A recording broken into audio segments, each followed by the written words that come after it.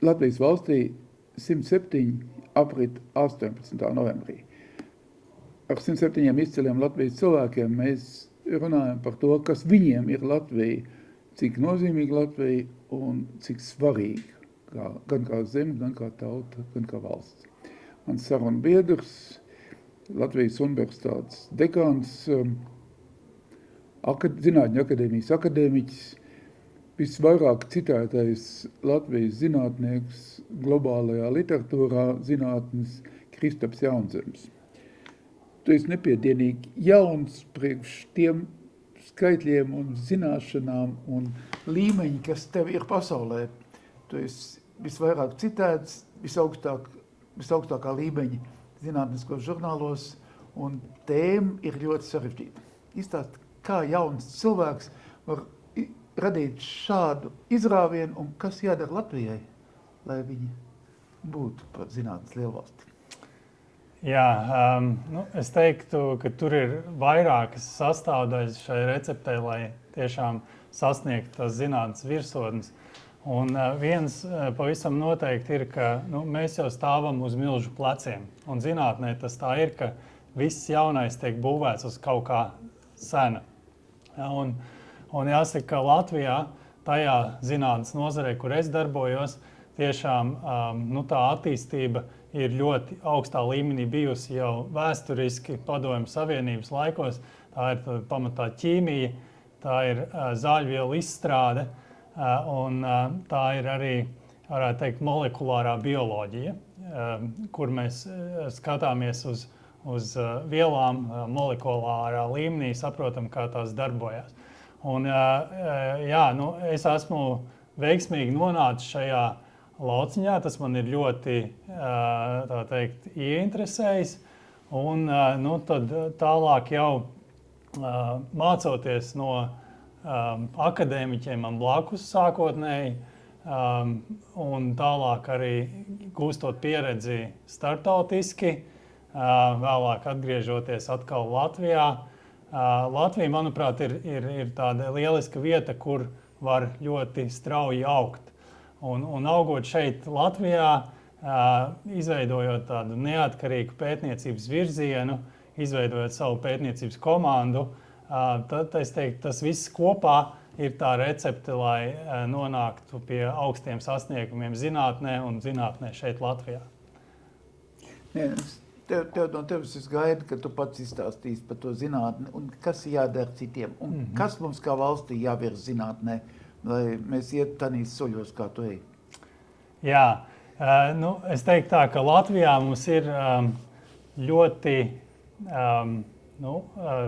es teiktu, daudz relatīvi uz tā iedzīvotāju skaitu. Mums ir daudz talantu. Mums ir tiešām izcilu zinātnieku, bet viņi nav radušies sistēmas darbības rezultātā. Viņi ir radušies kaut kā spontāni, nejauši. Tur vairāk ir bijusi varbūt kaut kāda pašiniciatīva, neatlaidība, mērķtiecīgs darbs un vēlme to savu potenciālu realizēt tieši Latvijā. Tikpat daudzi droši vien šādu zinātnes izcilnieku ir aizbraukuši uz ārvalstīm un nav atgriezušies. Tāpēc, ka viņiem ir pietrūkusi tā sakārtotā sistēma. Es teiktu, ka Latvijā ir potenciāls tiešām zinātnē izaudzināt daudz vairāk šos izcilniekus, bet priekšnosacījums ir izveidot sistēmu, kur tas cilvēks nedara viens pats pilnīgi visu. Šobrīd ir tā, ka tev tiek dota telpa, iespējas veidot savu komandu, veidot savu neatkarīgo pētniecības virzienu, bet tev tiešām viss ir jādara pašam. Tā skaitā dažādas administratīvas lietas, dažādas lietas, kas īsti nav augsta līmeņa zinātne, bet ir vairāk tādas tehnisks atbalsts. Tas viss ir jādara pašam, un tas nozīmē, ka tiem, kas ārvalstīs varbūt šo visu iegūst kā tādu atbalstu, tad pret tiem tu īsti varbūt neesi tik konkurētspējīgs. Es domāju, ka mēs ejam Latvijā arī tai pareizajā virzienā. Taču tie ieguldījumi, finansiāli ieguldījumi, tomēr ievērojami atpaliek gan no Eiropas valstīm, gan arī no ļoti daudzām valstīm pasaulē, īpaši tām, kas ir priekšā pirmajās rindās. Un tas arī neļauj to sistēmu sakārtot tādu, ka tiešām tam izcilajam prātam atliek vairāk laika nodarboties ar tām lietām, kur tiešām ir vajadzīgs viņas tā izcilās prāta spējas. Viņš ir spiests nodarboties ar daudz lietām, kas ir vienkārši birokrātiskas, formālas un tam līdzīgi. Man jāsaka, manā tajā karjerā ļoti tādu nozīmīgu atspērienu deva 2 gadi, ko es pavadīju ASV pie Nobela prēmijas laureāta profesora Kurta Vītriha. Tur es sapratu to, ka zinātne, augstākā līmeņa zinātne nav vienkārši, teiksim, atkarīga no tā, vai tev ir ģeniāls prāts vai nav. Tur ir vairākas komponentes. Tur ir viens ir tas, ka tu pats izvirzi sev ļoti augstus mērķus, ļoti augstas prasības un tās konsekventi ievēro. Otrs, es teiktu, tajā zinātnieku darbā ļoti liela daļa ir arī tāds menedžments. Menedžments un vēl arī tāda sadarbība un būšana tajā zinātnes, sava zinātnes lauciņa sabiedrībā ļoti aktīvam. Jo tiešām mūsdienās tā zinātne nav viena ģeniāla cilvēka zinātne, tas ir komandas darbs. Un komanda bieži vien nav tikai tie cilvēki, kas strādā tavā laboratorijā, kurus tu iespējams esi nodarbinājis kādā savā projektā, bet tā ir daudz plašāka komanda. Tie ir dažādi citi zinātnieki, varbūt pat no ļoti attāliem zinātnes laukiem, bet tādi, kuri spēj komplementāri paskatīties uz to tavu risināmo problēmu un iespējams iedot kaut kādu eksperimentu, kas dod papildus ieskatu vai vienkārši apstiprina to, ko tu esi jau iegūst savā laboratorijā.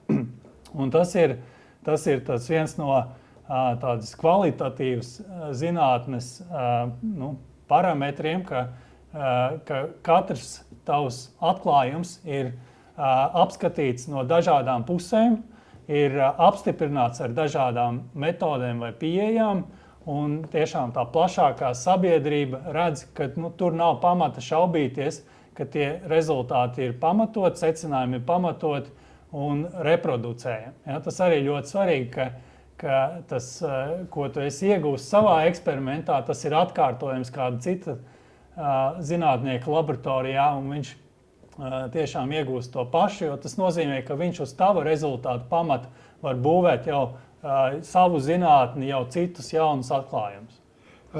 Es atvainojos, bet vai lielā mērā tas nav arī, ka jebkura publikācija, kuru tu liec ļoti augstas kategorijas žurnālos, tu var būt diezgan pārliecināts, ka tie, kas viņu vērtē, ir arī neticami augstas kategorijas, bet savukārt tev par to būs jāvērtē kaut kas cits. Jā, tieši tā. Tas būs liekas darbs, bet nekā nevar darīt, lai tu dzīvotu šajā vidē.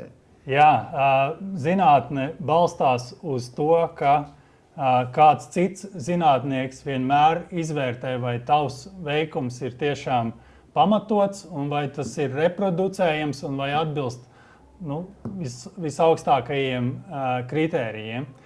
Un, ja tu vēlies, lai tevi citē plaši, lai taviem pētījumiem ir plaša ietekme, tev ir jātēmē uz tiešām prestižākajiem zinātnes žurnāliem, un tie garantē to, ka tavs pētījums tiks ļoti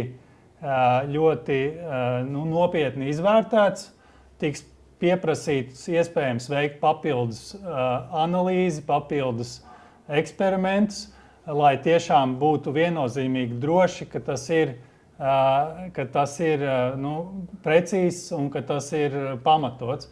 Un šī citu zinātnieku izvērtēšana, tad ir faktiski panākuma atslēga tam, ka tas pētījums beigās kļūst nozīmīgs plašākā sabiedrībā.